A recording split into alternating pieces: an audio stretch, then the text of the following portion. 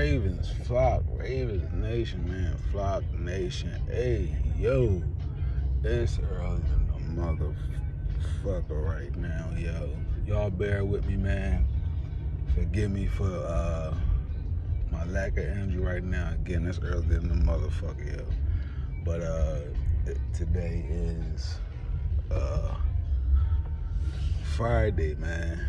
Motherfucking April the 25th. I don't fucking know. 26th. I don't know. All I know is you gotta give credit to EDC, bro. You gotta give credit to EDC. So hold up.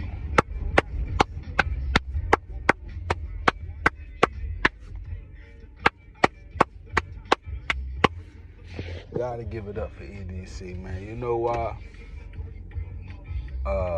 I wish some of my homies was able to be up right now. I'd be able to go live or some shit, but we're gonna get into it. But goddamn, last we left off, right? We was talking about Rashod Bateman not showing up for camp. I didn't agree with it, but then I was like, you know, what does it matter right now? I mean, it ain't like this is something abnormal, so to speak. Him and Lamar never worked out or haven't worked out before like that. So, you know, I'm just in my mind, just in my thoughts, like I don't really care too much. Bateman gets signed an extension for $5 million a year, which I never saw coming. Shouts out to my dog TC. He been an advocate of Bateman. I once was when he first was drafted, but after that, especially after the tweet to EDC, I definitely excuse me. I definitely had my eyes on him in a sense to see what he was going to do. Nothing happened thereafter. I mean, granted, he's had some bright moments, but nothing substantial to warrant an extension. A lot of people saying, "Oh, it's a cheap deal, blah blah blah," and that is probably very well true. When I did my research, it's a lot of players. Specifically wide receivers out of the 2021 draft, if I'm not mistaken.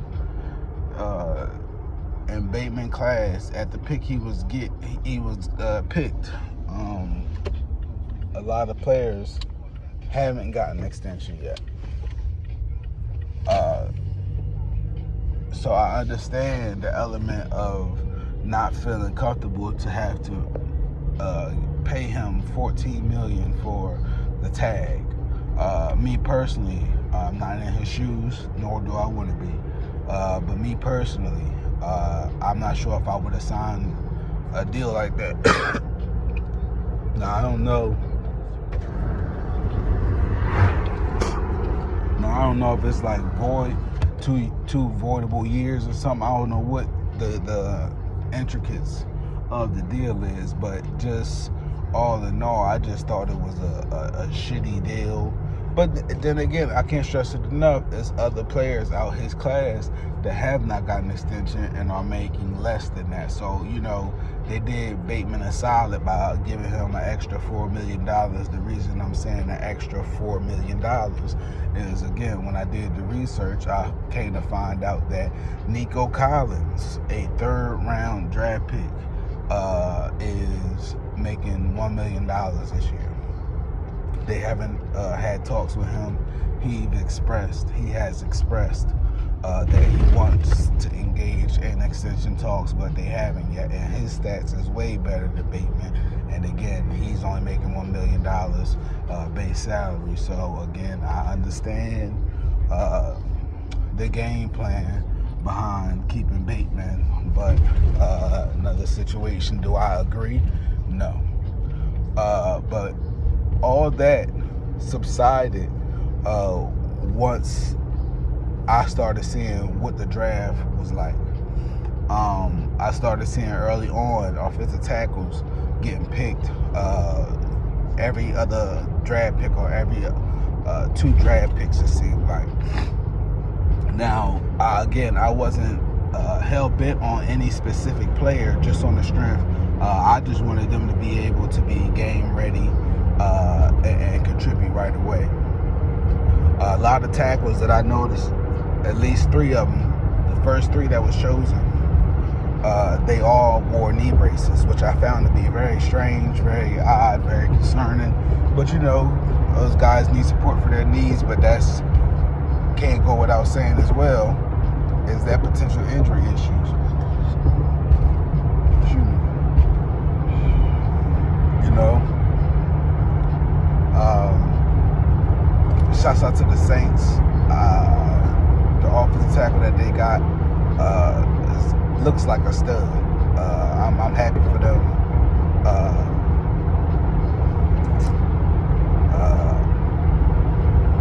I don't want to jump around, so let's just get straight into it. Ravens go ahead and draft. Well, first, let me say this too. We were at pick 29, 28. I forget exactly which one. Not Ravens, but when I was watching, you know, the NFL in general, they were at pick 28, 29. I can't remember which one. Out of fucking nowhere, Chiefs trade up with the fucking Bills. Out of all fucking teams, Bills must be jealous, must be mad that they had to give up Diggs, so they just like, fuck it, we gonna help the opposition. Whatever. Regardless, Chiefs jump ahead in the draft and select Xavier Worthy. I'm gonna be real with y'all. I didn't care for Xavier Worthy. I never brought him up purposely. I'm not a huge fan of Texas wide receivers. I'm not a huge fan of Texas defensive players like that. Like, it's just like my little brother is a huge Texas fan. Like, I'm talking about grew up being one. Why? I don't know. But a lot of players that I've seen come from there, excluding Ricky Williams and Justin Tuck. I really can't sit there and hang my hat on too many other players that I've seen flourish coming from Texas. So I really didn't care for Xavier Worthy. Yeah, he can run fast, but I didn't think we would go, even if he was available at 30, I didn't think we would go Xavier Worthy. So it wasn't a big deal when I seen them jump up and get him. But immediately in my mind, and hold up, before I say this, or say it, my whole thought, shouts out to my dog Abdi Hassan, because he called this shit. My dog called this shit because in the live stream I had with my dog called TC,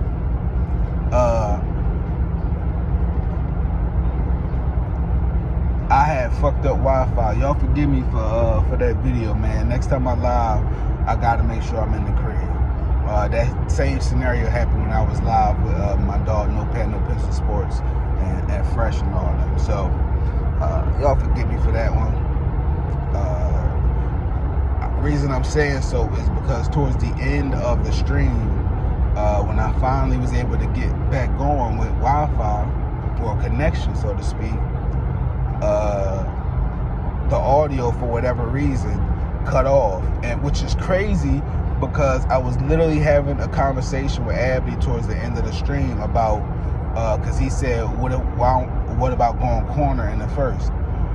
I was really intrigued and surprised that Abby had said that. So it was like, bro, I'm not against it, but why are you saying that? You know what I'm saying? And I don't think Abby might have heard me in the stream. I don't know. There's no way for me to verify somebody can hear me while I'm live, other than asking the people, or them telling me. But I thought, whatever. Either way, I was asking Abby, like, what made you feel that way? Do you not trust in Marlon Humphrey? And I'm not being sarcastic about it. I was genuinely asking just because I needed to gauge where we are with Marlon, and if we all in agreement that Marlon hasn't lived up to his contract or lived up to just lived up to his contract, then I got no problem going cornerback, because we do need to fill that need. Brandon Stevens is only here for another year, this year meaning that.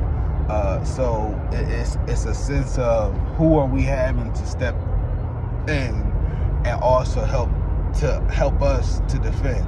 We don't have McDonald no more. I fuck with Kyle Hamilton. I fuck with Roquan. You know what I'm saying? But we definitely need a secondary assistance. I don't give a damn what nobody say. I'm not a fan of Arthur Marlette.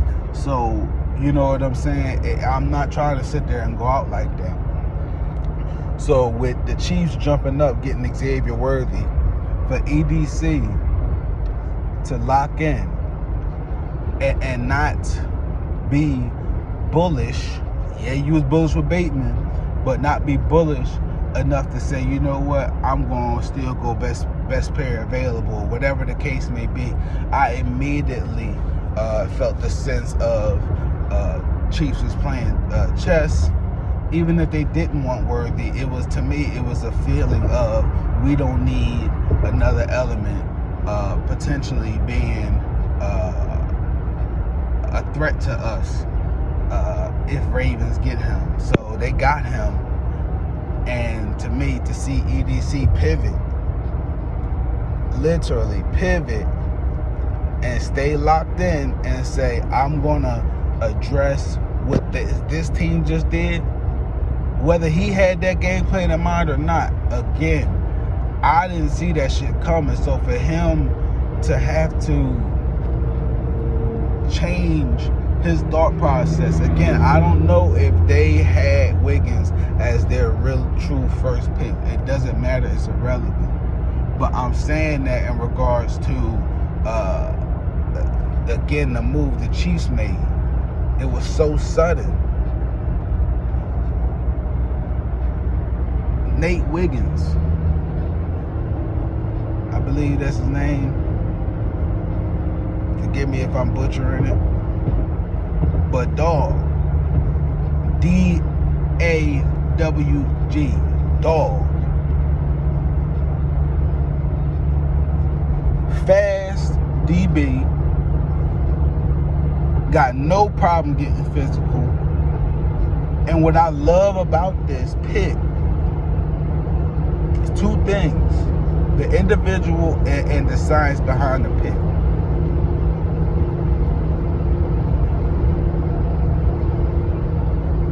He is only 20 years old. And when I heard him speak, when I heard him reveal himself to the world, pause. When I got to hear his press conference, I appreciate he's a man of few words like that. I appreciate he's ready to get to work and do what he got to do. And granted, everybody does that, but I feel a good sense of belonging from him.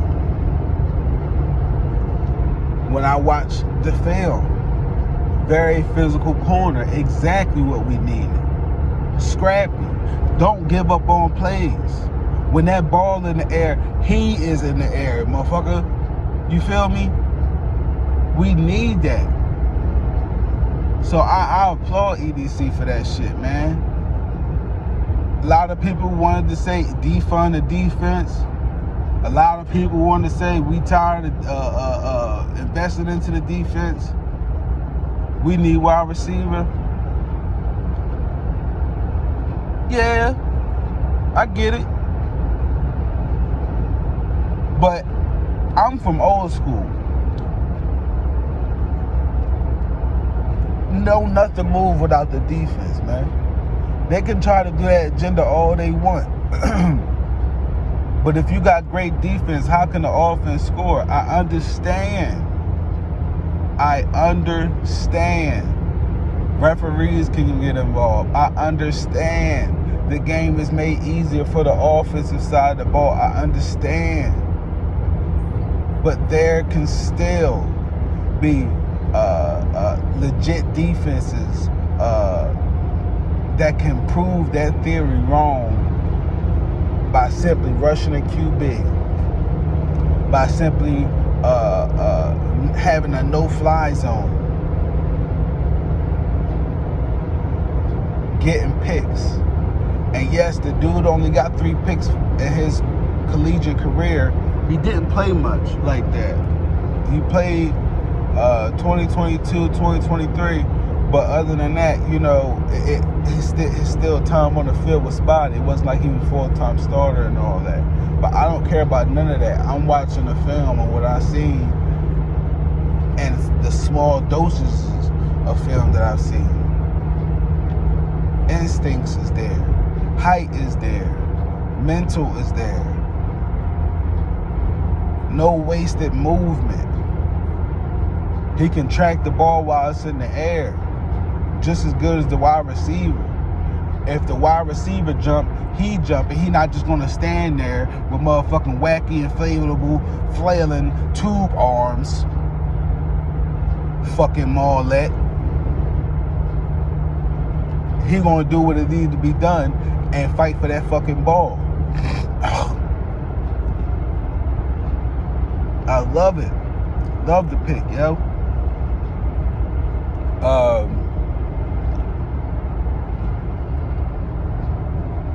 Yeah, man. Shouts out to EDC, yo. If I had to say, I think we go wide receiver. Next pick. After that, I would be most comfortable with just drafting linemen after that. I don't give a damn.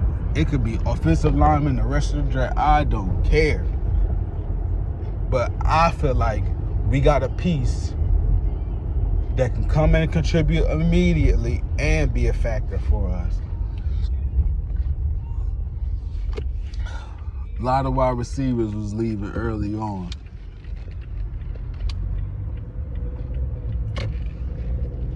Yeah, a lot of receivers was leaving early on, man. Shouts out to my dog, Ricky Pearsall. I was the only one that was advocating for him before the season was even over. Out of nowhere, all this hype for Ricky Williams come out of nowhere. I'm like, damn. Everybody liking him now, huh? But this is my thing, and this is coming from a Gators fan, and there's no shade. Ain't no shade. But I would have never went that high, whether the 30th pick, whether the 10th pick, it don't matter. I'm not reaching in the first round for Ricky Pearsall. I thought he would have been a later round wide receiver, and later meaning available for us if we wanted him. If they decided to pass on him, then that's fine. But I thought he was a great pickup day 2, day 3. He ended up going to the 49ers. And the crazy part about this is, it's fucked up how players, in a sense of, in a situation like Ayuk and Debo, the fact that you got a QB like Brock Purdy get the hype he does, and you could solely point to Ayuk. I mean, McCaffrey just got there, but you could solely point to the wide receivers and how they help Brock development and his upbringing, not upbringing as a kid, but his path to success, so to speak. And y'all just gonna shock the 2 wide receivers that helped Brock? Like, I just find that crazy. And then You think Ricky Pearsall is going to come in and do more than what either one of them can do? Like, don't get me wrong. I'm telling y'all, I'm a big Florida Gators fan. But there's no way on fucking green earth I would risk or try to give up Ayuk or Debo for Ricky Pearsall in hopes that he's going to take their spot eventually. No, that's fucking foolish. And again, no shade to my dog Ricky. Great player and everything, but he's, compared to those two, undersized. Not to mention, I don't see him impacting the block game. Maybe they think they got themselves a Cooper Kupp. Maybe they think they got themselves an Adam Thielen. I don't know. But it was just very strange to see that. I'm still wondering how this situation with Bateman is going to play out, not just for the 2024 season purpose, but in a sense of how sudden the contract happened. Whether Marlon Humphrey's big mouth played a factor in that pause, just as far as tweeting out what he did or whatever the fuck he was doing. Again, for that type of deal, for that type of contract, I really didn't understand why would you wait a day before the draft to do a deal like that. Like, that's nothing to have to, like how Lamar was having extension talks with EDC, talking about it was difficult, blah, blah, blah. I don't see how that can prolong how long it did in regards to Bateman's extension. That could have been done after the AFC Championship game, in my opinion. That could have been done 2-3 weeks after the championship game, in my opinion. To drag that shit out up until before the draft, I find it very strange, just in my opinion. Maybe it's nothing. Maybe I'm looking too much into shit. I get told that pretty often. But regardless, there is still curiosity in what we will do in regards to the wide receiver room. But as far as overall, in my opinion, EDC so far for this draft 2020-24, motherfucking A+. Motherfucking A+. I love Clemson defense. Not a big fan of Clemson, but as of late, last 3 to 4 years, as far as wide receivers, with the exception of Deion Kane, I really didn't care for him.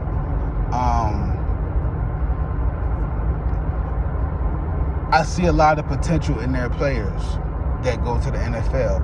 I wanted low-key AJ Terrell when he was coming in the draft. But of course, he went to bum-ass Atlanta Falcons. But either way, to see us get him, man, I just love it, yo. I love it.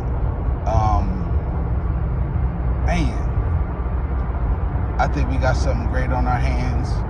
I think we're going to have a great secondary this year. We're going to have to, because again, there's no McDonald. But I am very, very pumped up and amped up to see what Zach Orr does, what the Ravens do with our new cornerback. Especially, again, having Kyle back there. I don't want to say his name right now, but Marcus Williams still got a lot to prove to us. But still, man, I think we are more than ready to defend and go up against the Chiefs. So at this point, I think this is where we see this day 2, day 3, Ravens start to invest onto the offensive side of the ball. I could be wrong, but that's what I would do. So Ravens flock, man, Ravens Nation, man, y'all holler at me. Let me know how y'all feel about the draft pick, man. I love it, man. I really do. Y'all tap in, get with me. Let me know. Y'all be safe out here. Y'all protect y'all energy, man.